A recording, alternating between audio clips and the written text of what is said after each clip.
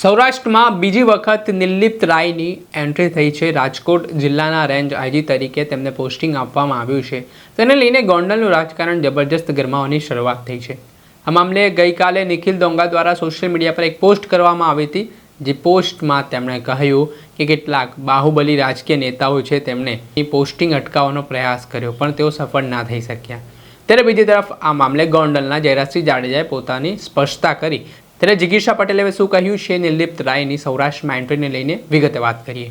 વૈષ્ણવજન તો તેને કહીએ જે પીડ પરાઈ જાનાને રે।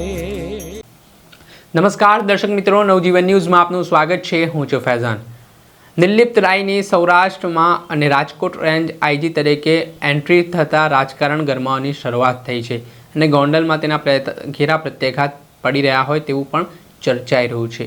કેમ કે નિખિલ દોંગાએ ગઈકાલની પોસ્ટમાં જે ખળબળાહટ મચાવ્યો છે એ પોસ્ટમાં તેણે કહ્યું કે કેટલાક બાહુબલી ગણાતા રાજકીય નેતાઓ દ્વારા નિર્લિપ્ત રાયની જે પોસ્ટિંગ હતી તેને અટકાવવાના ઘણા પ્રયાસો કરવામાં આવ્યા, પરંતુ વહીવટી અને વ્યવસ્થાનો ભાગ હોવાથી તેઓ અટકાવી ન શક્યા, નિષ્ફળ રહ્યા।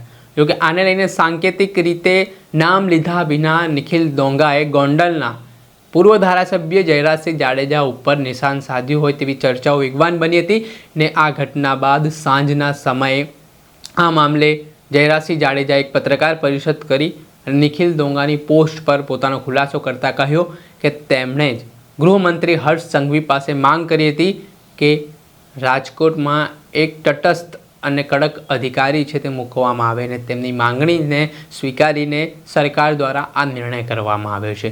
તેના કારણે જબરજસ્ત રાજકારણ ગરમાયું છે ને આ વચ્ચે આમ આદમી પાર્ટીના મહિલા નેતા જિગીશા પટેલે પણ નિર્લિપ્ત રાયની રાજકોટમાં એન્ટ્રી થવાની છે તેને લઈને વાત કહી છે। તેઓ પોતાના ફેસબુક એકાઉન્ટ પર લખી રહ્યા છે, રાજકોટના રેન્જ આઈજી તરીકે નિમણૂક થવા બદલ નિર્લિપ્ત રાયજીને ખૂબ ખૂબ અભિનંદન। આશા છે કે આપને મળેલ જવાબદારી તટસ્થ રીતે નિભાવી જનતાની આશા પર ખરા ઉતરશો। જય હિન્દ।